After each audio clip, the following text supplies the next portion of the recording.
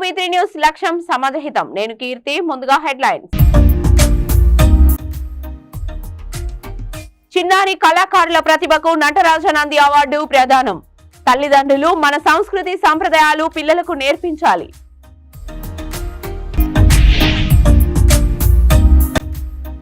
నాలుగేళ్లుగా అందిస్తున్న వైద్యానికి సంబంధించి రికార్డ్స్. కాంగ్రెస్ ప్రభుత్వంలో తన రీసెర్చ్ ను గుర్తింపు కోరిన డాక్టర్.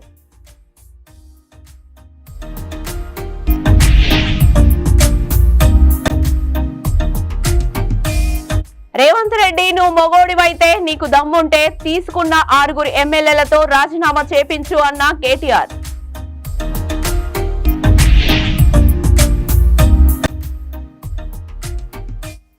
రామ్కోటిలోని బీసీ సాధికారత భవన్ లో ముదిరాజుల సమావేశం. ముదిరాజులకు అండగా నిలవాలని ఏకగ్రీవ తీర్మానం. ఇక డీటెయిల్స్ లోకి వెళ్తే బాగలింగంపల్లిలోని సుందరయ్య విజ్ఞాన కేంద్రంలో నిర్వహించారు.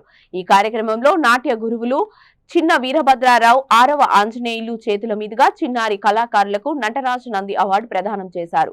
6వ ఆంజనేయులు మాట్లాడుతూ, మన సనాతన ధర్మాలు, హిందూ సాంప్రదాయాలు, చిన్నారులకు మన సంస్కృతి పట్ల గౌరవం ఉండాలి అన్నారు. పిల్లలను ప్రోత్సహించి వారి ప్రతిభకు సర్టిఫికేట్ ఇచ్చి అరుదైన అవార్డులు ఇస్తున్నారు. నంది అవార్డు అంటే శివుడి దగ్గర నంది ఎలా వినయంగా గర్వపూరితంగా ఉంటారో అలాగే గురువు దగ్గర శిష్యులు అలాగే ఉండి మన సంస్కృతి సాంప్రదాయాలు కాపాడుకోవాలని తెలిపారు. ఈ కార్యక్రమం తెలంగాణ రాష్ట్రంలో కూచిపూడి, భరతనాట్యం విద్వాంసులు అయిన జట్ల వీరభద్రారావు మేము కలిసి హైదరాబాద్ లో ఈ కార్యక్రమం నిర్వహించి విజయవంతం చేశామన్నారు. వివిధ ప్రాంతాల నుండి 500 మందికి పైగా చిన్నారులు, కళాకారులు పాల్గొన్నారు. తల్లిదండ్రులు మన సంస్కృతి సాంప్రదాయాలు పిల్లలకు నేర్పించాలని కోరారు.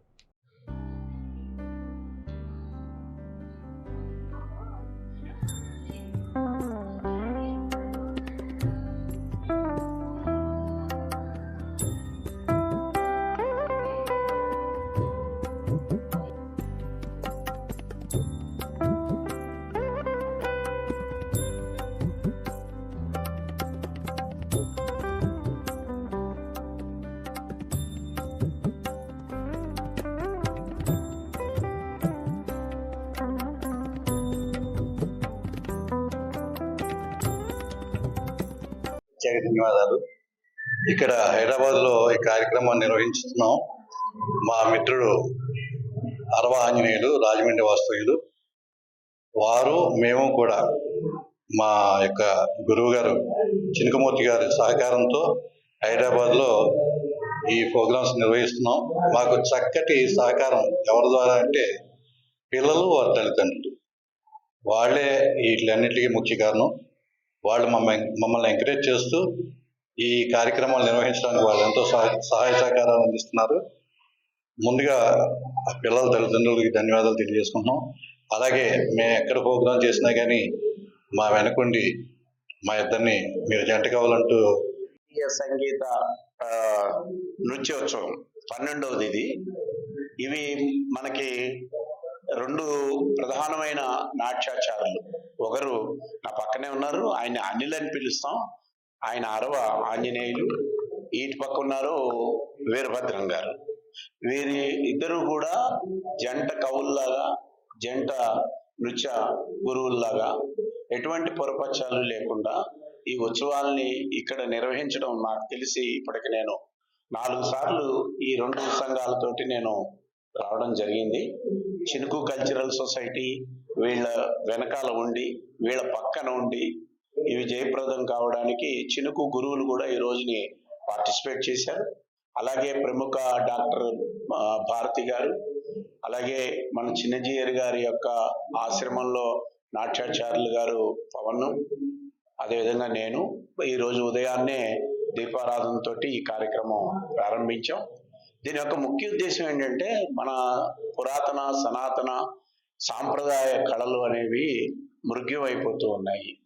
భారతదేశంలో ఒక 8 రకాల కళలు ఉన్నాయి. అందులో కూచిపూడి, భరతనాట్యం మనకి ఎక్కువ తెలుగు రాష్ట్రాల్లో బాగా పరిచయం ఉన్నది.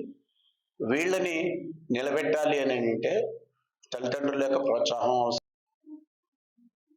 ఈరోజు తెలంగాణ హైదరాబాద్ సుందరయ్య విజ్ఞాన కేంద్రం వేదికపై భారతీయ సంగీత నృత్యోత్సవం కార్యక్రమాన్ని చేపట్టాము. ఇక్కడే పెట్టడానికి కారణం ఏమిటంటే మన సనాతన సాంప్రదాయాలు, అలాగే మన హిందూ సాంప్రదాయం చిన్నారులకు అలవాటు చేయాలి, వారికి మన సంస్కృతి పట్ల ఒక గౌరవం ఉండాలి అనేటువంటిది ఒక ముఖ్యమైన ఉద్దేశము. కొత్త వారికి ఒక మంచి వేదిక, వీరు ఒక స్థాయికి ఎదగాలి అనేటువంటి ఉద్దేశంతో నటరాజ్ నంది అవార్డు ఈరోజు ఇవ్వడం జరిగింది. ఎందుకంటే గురువు దగ్గర హైదరాబాద్ కోటి డిఎంఈ ప్రాంగణంలో కోటి యూపీహెచ్సిలో పనిచేస్తున్న డాక్టర్ వసంత్ కుమార్ మాట్లాడారు. ఓ పేషెంట్ కు హెచ్ఐవికి తాను ఇచ్చిన మెడిసిన్ ద్వారా వైరస్ పూర్తిగా తగ్గిందని, వాటికి సంబంధించిన రిపోర్ట్స్ చూపిస్తూ వివరాలు వెల్లడించారు. గతంలో COVID, chikungunya, swine flu, dengue వ్యాధులకు చికిత్స అందించానని పేర్కొన్నారు. డెంగ్యూలో 4 రోజుల్లో ప్లేట్లెట్స్ 100% పెరుగుతాయని తెలిపారు. గత 4 ఏళ్లుగా తాము అందిస్తున్న వైద్యానికి సంబంధించి రికార్డ్స్ ను Indian council of medical research లో పాటు కేంద్ర హెల్త్ మినిస్టర్ కు అందజేసినట్లు వివరించారు. గత బీఆర్ఎస్ ప్రభుత్వంలో ఈ విషయాలను తాను బయటపెడితే తనపై అక్రమ కేసులు పెట్టి నిర్బంధించారని ఆవేదన వ్యక్తం చేశారు. ప్రజా ప్రభుత్వం అయిన కాంగ్రెస్ ప్రభుత్వంలో తన రీసెర్చ్ ను గుర్తించాలని కోరారు. ఏ వైరస్ ఇన్ఫెక్షన్ వ్యాధులకైనా కొల్చిసిన్ మెడిసిన్ ఉపయోగిస్తున్నట్లు వివరించారు.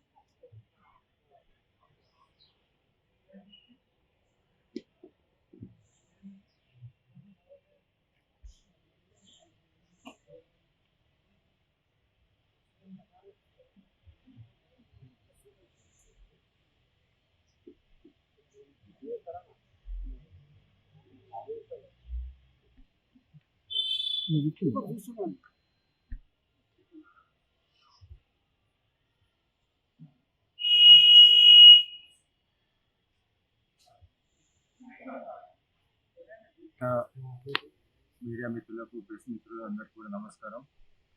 ఈరోజు డాక్టర్స్ డే సందర్భంగా యావత్ ప్రపంచానికి మా డాక్టర్స్ ఎవరైతే ఉన్నారో, నేను డాక్టర్ వసంత్ కుమార్ గౌరాని, 1,50,000 ఎలా సాధ్యమవుతుంది? WHO ఇచ్చే మెడిసిన్స్ తోటే సాధ్యమవుతుంది అనే వాళ్ళకి నేను దిమ్మ తిరిగే ఆన్సర్ ఇస్తున్నాను. ఈరోజు కోవిడ్కి, డెంగ్యూకి, చికెన్ గునియాకి, బర్డ్ ఫ్లూ ఇంకా రాలేదు కదా, దారిలో ఉన్నదట, అది కూడా వచ్చిన రోజు ఇదే మందు. ఎందుకు అంటున్నా అంటే అన్నిటికీ కావాల్సింది మెడిసిన్ ఏదైతే ఉందో అది కాల్సిసిన్. కాల్సిసిన్ అనే మందు వైరస్ను చంపుతుంది. అదే మందు అన్ని వైరస్లు, మనుషులకు కాదు పశువులకు కూడా అదే మందు. దయచేసి ఇలాంటి మెడిసిన్ తీసుకురావాల్సిందిగా ఈ ప్రజా ప్రభుత్వాన్ని కోరుతున్నాను. ఎందుకు ప్రజా ప్రభుత్వం అంటున్నా అంటే గత ప్రభుత్వంలో కేసీఆర్ గారికి నేను మెయిల్ చేసిన, అప్పుడున్న గవర్నర్ గారికి మెయిల్ చేసిన, అప్పుడున్న మంత్రులను కలిసిన, అయ్యా ఇది ప్రాణాలు కాపాడుతుందంటే చేయలేదు. కనీసం ఈ ప్రభుత్వం అయినా కళ్ళు తెరిచి డిమాండ్ చేస్తున్నాం. ప్రజలకు అవసరమయ్యే మందు ఇది, అతి తక్కువ కాస్ట్, కేవలం 20-30 రూపాయలే. దీని కాస్ట్ 30 రూపాయలే. కావాలంటే ఇప్పుడు కూడా వేసుకోమంటే వేసుకుంటాను, ఏం కాదు, చావం, వేసుకుంటే పోయేది ఏముంది, మీ ఆరోగ్యం కాపాడుతుంది కదా. అందుకే నేను ఇది 30 రూపాయలు, ఇంకో మందు ఉంటుంది అది 15 రూపాయలు, క్లాట్ డిజాల్వ్ చేసే మందు అందరికీ ఇచ్చినాను. ఇప్పుడు ఇంకొకటి ఏంటంటే ఈరోజు ముఖ్యంగా నేను ఇంకొకటి చెప్పదలుచుకుంటున్నా ఏంటంటే హెచ్ఐవి. అసలు హెచ్ఐవికి WHO మందులే కావాలి, లేకుంటే WHO మందులే పనిచేస్తాయి. ఇదిగోండి పేరు మాస్క్ చేసినాను, బట్ స్టిల్ ఇక్కడ హెచ్ఐవి పాజిటివ్ అనేది ఉంది. ఫస్ట్ రిపోర్ట్ 1,000,000 పైన వైరస్, 1,000,000 పైన, ఇక్కడ మీరు చూసినట్లయితే 1,000,000 పైన వైరస్ ఉంది. ఆ తర్వాత నెలకు 50 లక్షలకు 50 లక్షలు. ఇవే మెడిసిన్స్, మళ్ళీ ఏ మెడిసిన్స్ కాదు, ఇదే కోవిడ్కి యూజ్ చేసిన మెడిసిన్స్, ఇదే డెంగ్యూకి యూజ్ చేసిన మెడిసిన్, ఇదే హెచ్ఐవి కూడా యూజ్ చేసిన మెడిసిన్. ఆ తర్వాత 6 లక్షలకు రాజ్భవన్ లో గవర్నర్ సీఎం రేవంత్ రెడ్డి సమావేశం జరుగుతుండగా వామపక్ష విద్యార్థి సంఘాల నేతలతో కలిసి ఎన్ఎస్యుఐ విద్యార్థి నాయకులు రాజ్భవన్ కు చేరుకున్నారు. వారిని అరెస్టు చేస్తున్న సమయంలో విద్యార్థులు, పోలీసులు వాహనం అద్దాలను ధ్వంసం చేశారు. రాజ్భవన్ ముట్టడితో సంఘాల ఉద్రిక్తత నెలకొంది. అక్కడ బల్మూరి వెంకట్ అనుచరులు పోలీస్ వాహనాన్ని ధ్వంసం చేశారు.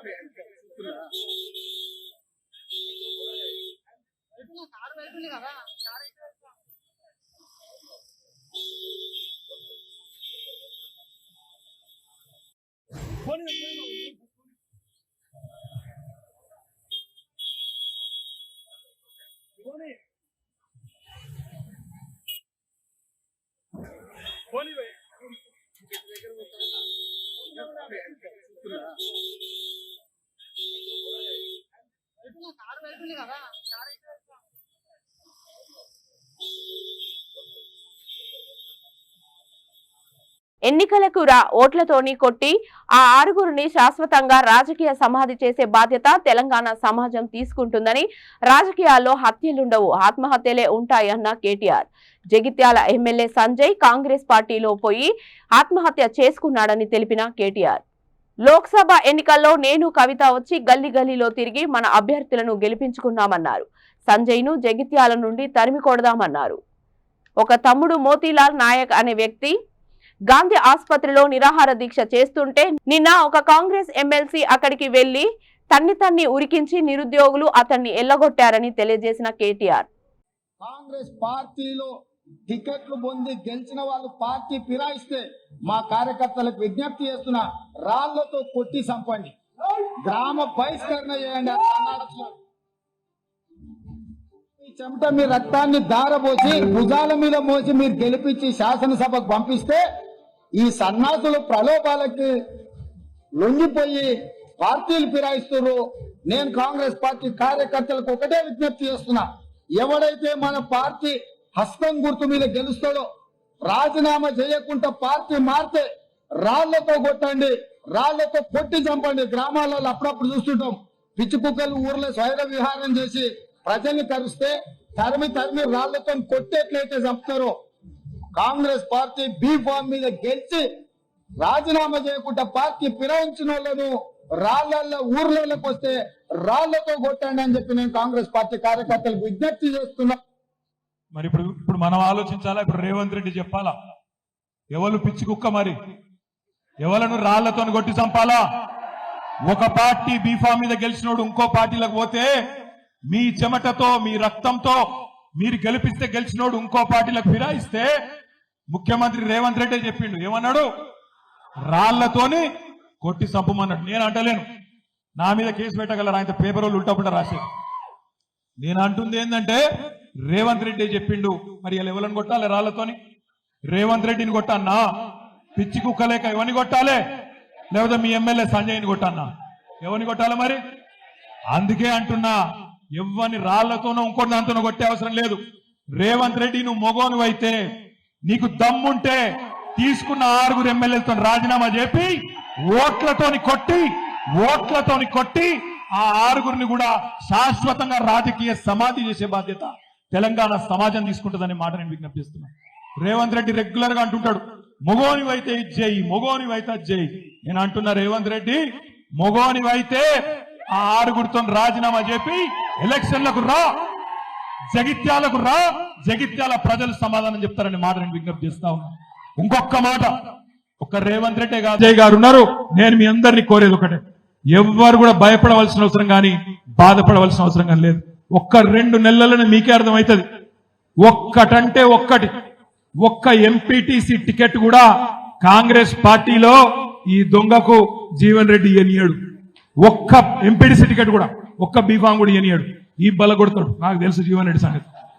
ఈయనను బతకని కూడా బతకనియాడు. ఈయన కేవలం ఆ క్రషర్ కాడ కూర్చొని కంకరేరుకుంటా ఉండాల్సిందే తప్ప ఈయన తను అయ్యేది లేదు, పోయేది లేదు.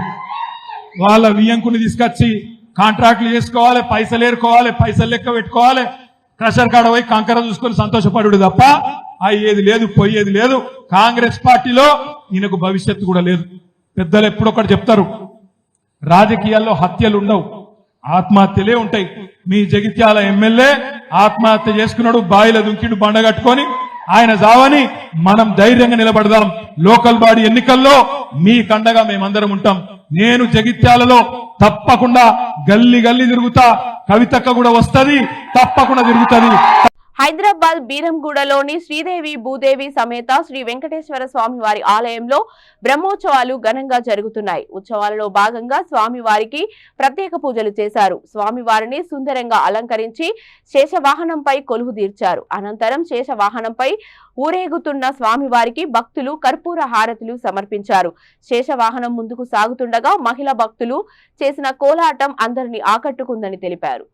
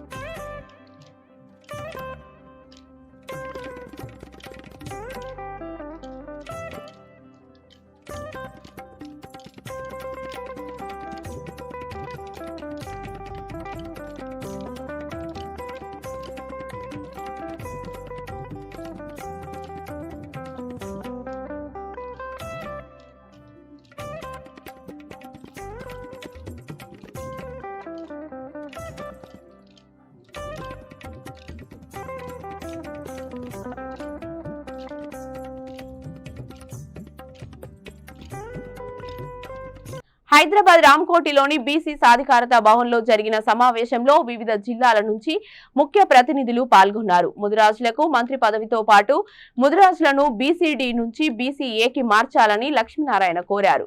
కోకాపేటలో ముదిరాజ్ భవన్ ట్రస్ట్ భవనాన్ని సమీక్షించి నిధులు విడుదల చేయాలన్నారు. ముదిరాజులకు నామినేటెడ్ పదవుల్లో ప్రాధాన్యతను కల్పించి తదితర అంశాలపై మక్తల్ శాసనసభ్యులు వాకిటి శ్రీహరి ముదిరాజ్, నీలం మధు ముదిరాజ్ సమక్షంలో ముఖ్యమంత్రిని కలవాలని ఏకగ్రీవంగా తీర్మానించినట్లు వెల్లడించారు. కొల్లాపూర్లో నిర్మించే ముదిరాజ్ భవన్ నిర్మాణంలో జరిగే అడ్డంకులను అధిగమించడానికి రాష్ట్ర నాయకులందరూ కలిసి కొల్లాపూర్ ముదిరాజ్ భవన్ క్షేత్ర పర్యటన చేయాలని అన్నారు. కొల్లాపూర్ ముదిరాజులకు అండగా నిలవాలని ఏకగ్రీవ తీర్మానం చేశారు.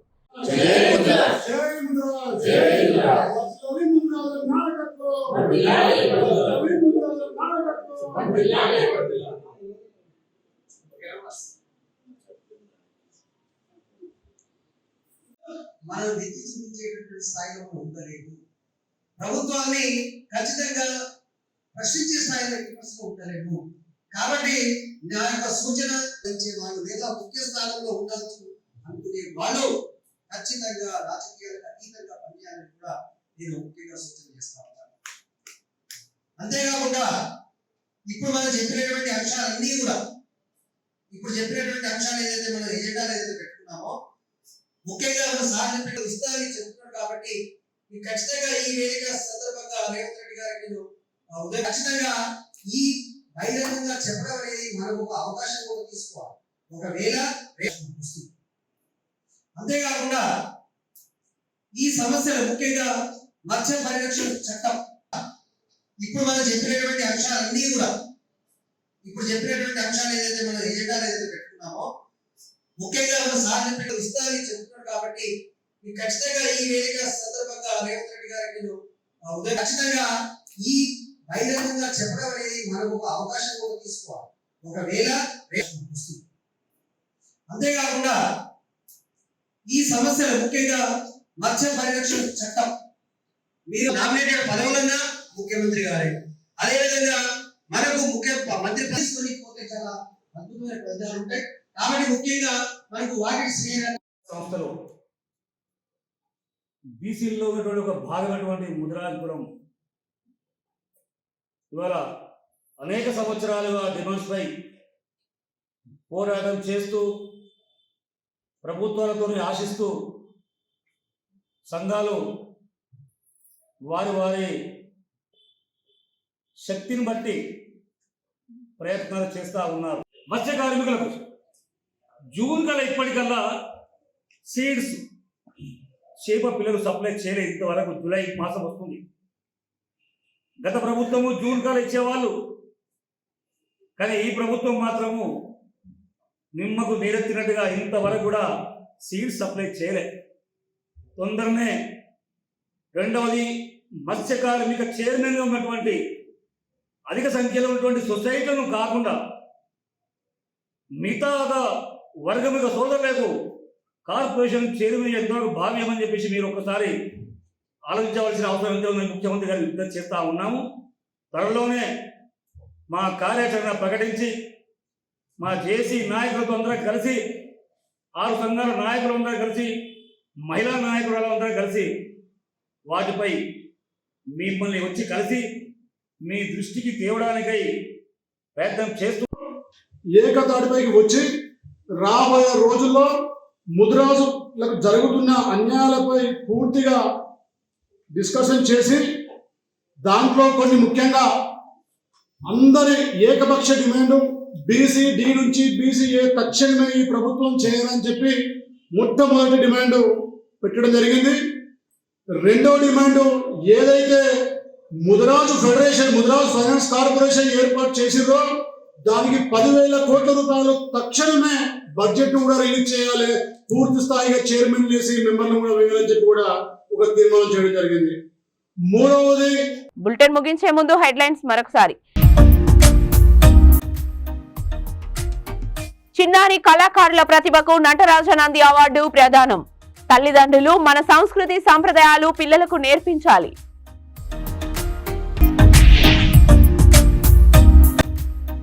నాలుగేళ్లుగా అందిస్తున్న వైద్యానికి సంబంధించి రికార్డ్స్ కాంగ్రెస్ ప్రభుత్వంలో తన రీసెర్చ్ ను గుర్తింపు కోరిన డాక్టర్.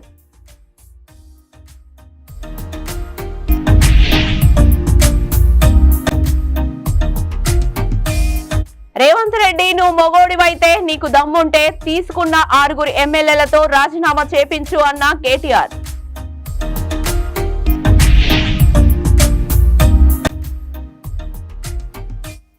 రామ్కోటిలోని బీసీ సాధికారత భవన్ లో ముదిరాజుల సమావేశం. ముదిరాజులకు అండగా నిలవాలని ఏకగ్రీవ తీర్మానం.